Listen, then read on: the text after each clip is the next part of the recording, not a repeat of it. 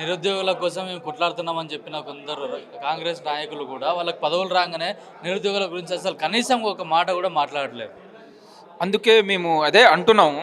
నిరుద్యోగుల పేరు మీద వచ్చిన ఇప్పుడు ఉన్న గవర్నమెంట్ వీళ్ళ పేరు చెప్పే మీరు తీసుకొచ్చిన ప్రభుత్వం ఇది, మీ ఏ సమస్య వచ్చినా మా దగ్గరకు వచ్చి తీసుకొచ్చి చెప్పండి అని చెప్తున్నారు. అది వాళ్ళు వచ్చిన దగ్గర నుంచి ఇదే అంటున్నారు.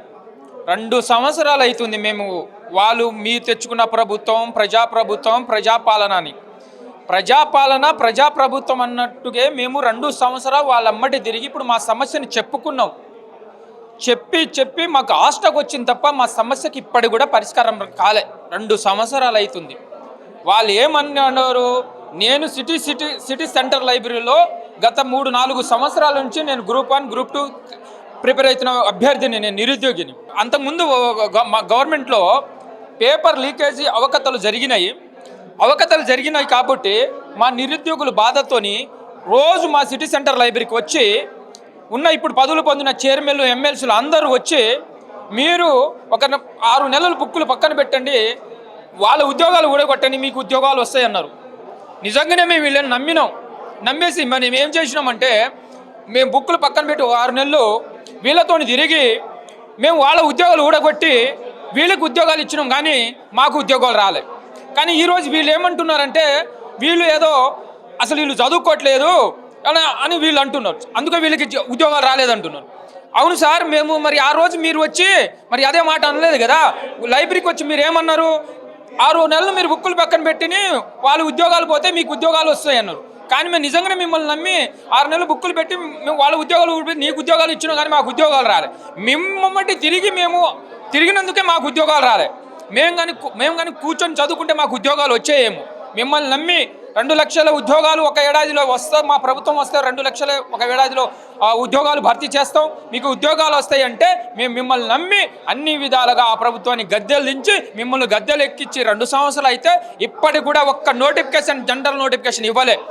మా నిరుద్యోగుల బాధ చెప్పాలంటే రూమ్ రెంట్ కట్టుకోలేక, హాస్టల్ ఫీజులు కట్టుకోలేక, అదే సిటీ సెంటర్ లైబ్రరీలో 5 రూపాయల భోజనం తిని మేము నానా అవస్థలు పడి ఈరోజు మేము ఎంత 2 సంవత్సరాల ఆశ కోసం అనుభవిస్తున్నాం మాకు తెలుసు. ఎందుకంటే మాకు ఆర్థిక పరిస్థితులు బాగలేక ఎక్కువ మంది అదే సిటీ సెంటర్ లైబ్రరీలో ఎస్సీ ఎస్టీ బీసీ మైనార్టీ చిన్న పని చేసుకొని బతికే పిల్లలే చదువుకుంటారు.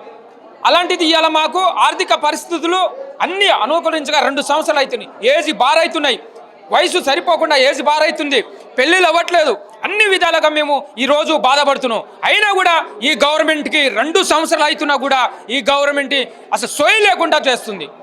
ఒక్క ఏడాది కానీ మిమ్మల్ని ఇక్కడ స్టేట్లో ఉన్న కాంగ్రెస్ నాయకులకు నమ్మకపోతే మీ జాతీయ నాయకుడు రాహుల్ గాంధీని సిటీ సెంటర్ లైబ్రరీకి తీసుకొచ్చి మమ్మల్ని నమ్మించారు. నిజంగానే మీరు రాహుల్ గాంధీని తీసుకొచ్చి మీరు అన్ని చెప్పడం నమ్మి మేము ఈరోజు మోసపోయినాం. రాహుల్ గాంధీని ఉప్పల్ స్టేడియంలో తీసుకొచ్చి ఫుట్బాల్ మ్యాచ్కి తీసుకొస్తాడు, కానీ మా నిరుద్యోగులకు సంబంధించి వచ్చి మా సిటీ సెంటర్ లైబ్రరీకి వచ్చి మాతోని ఇంటరాక్ట్ అవ్వడానికి టైం లేదు రాహుల్ గాంధీ కానీ రేవంత్ రెడ్డి. కానీ ఆ రోజు ఉంది ఎవరికి, మీ జాతీయ నాయకుడు రాహుల్ గాంధీకి మా సిటీ సెంటర్ లైబ్రరీకి రావడానికి టైం ఉంటుంది, మీరు రావడానికి టైం ఉంటుంది. కానీ ఇప్పుడు అధికారం వచ్చినాక మాతో కలిసే టైం కూడా ఉండదు, మీకు మా సమస్యలు పట్టించుకోవట్లేదు.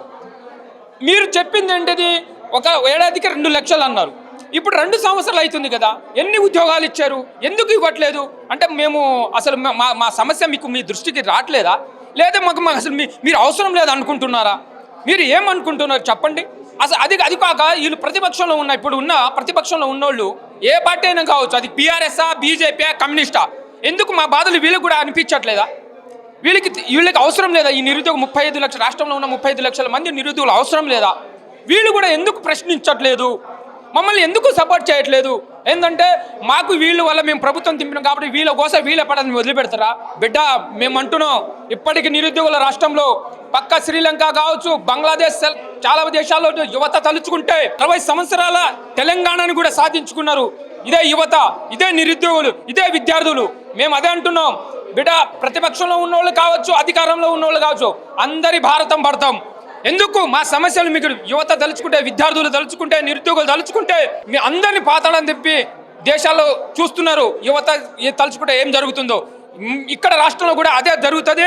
ఖబర్దార్, ఇప్పుడు జరుగుతున్న అసెంబ్లీలో మీరు ఖచ్చితంగా నిరుద్యోగుల మీద ప్రతిపక్షం కావచ్చు, అధికార పక్షం కావచ్చు, చర్చ నడిపించకపోతే భవిష్యత్తులో ఈ రాష్ట్రంలో యువతనే రాజ్యం ఏలుతుందని ఈ వేదిక ద్వారా హెచ్చరిస్తున్నాము. Thank you.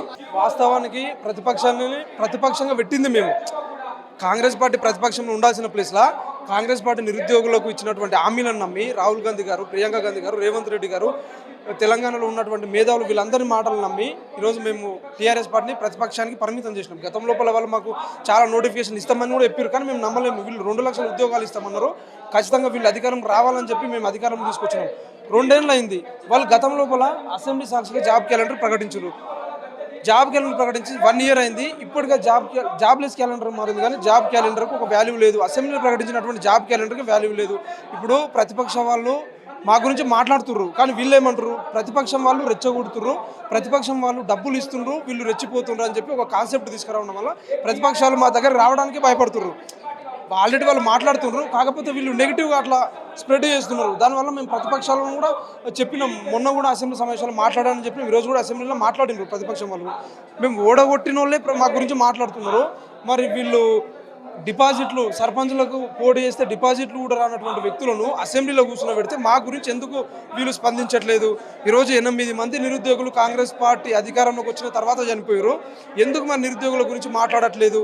కనీసం ఈ అసెంబ్లీ సమావేశాల్లో అయినా మా నిరుద్యోగుల గురించి చర్చ రావాలి. ఎందుకంటే గతం లోపల తెలంగాణ నిధులకు సంబంధించి అసెంబ్లీలో చర్చ చేశారు. మరి ఏమైంది? తెలంగాణ నిధులు ఎక్కడ పోయినాయి? ఎవరు అవినీతికి పాల్పడ్డారు?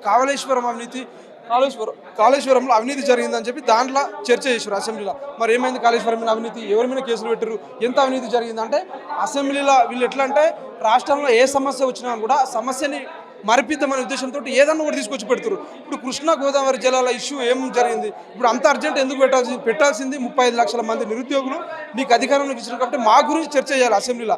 కృష్ణా జలాల గురించి అంత ఎమర్జెన్సీలో ఈ టైంలో నువ్వు ఆ జలాల గురించి చర్చ చేయాల్సిన అవసరం ఏముంది? మా గురించి చర్చ చేయండి, మేము అధికారంలోకి మేము తీసుకొచ్చినామని చెప్పి మేము ప్రతిపక్షం వాళ్ళని కలిసినాము. ప్రస్తుతం ఉన్నటువంటి అధికార పార్టీ వాళ్ళని కూడా మేము కోరుతున్నాం, మా గురించి చర్చ చేయండి. ఇప్పుడు మీ భవిష్యత్ కార్యాచరణ ఏ విధంగా ఉండబోతుంది? భవిష్యత్తు కార్యాచరణ అంటేనా, గతం లోపల మేము గాంధీ భవన్ దగ్గరికి వెళ్ళి వినతి పత్రాలు ఇద్దామంటే పోలీసులు వినతి పత్రం ఇద్దాం అనుకుంటున్నామని మీడియాలో చెప్తేనే పోలీసులు వచ్చి అరెస్ట్ చేశారు.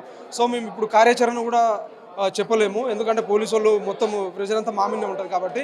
సో మేము ఒకటే అనుకున్నాం, మాకు రాహుల్ గాంధీ గారు వచ్చి హామీ ఇచ్చారు. రాహుల్ గాంధీ గారిని నమ్మి, ప్రియాంక గాంధీ గారిని నమ్మి మేము మోసపోయినాం కాబట్టి తెలంగాణలో ఉన్నటువంటి నిరుద్యోగులు అందరం ఏకమవుతున్నాం. మేమందరం భవిష్యత్తులో కార్యాచరణ ప్రకటిస్తాం. మాకు ఖచ్చితంగా మా గురించి అసెంబ్లీ సమావేశాల్లో చర్చ జరగకపోతే అసెంబ్లీ సమావేశాల తర్వాత ఢిల్లీలోనే తడవబేడో తేల్చుకుంటాం. రాహుల్ గాంధీ దగ్గరనే మేము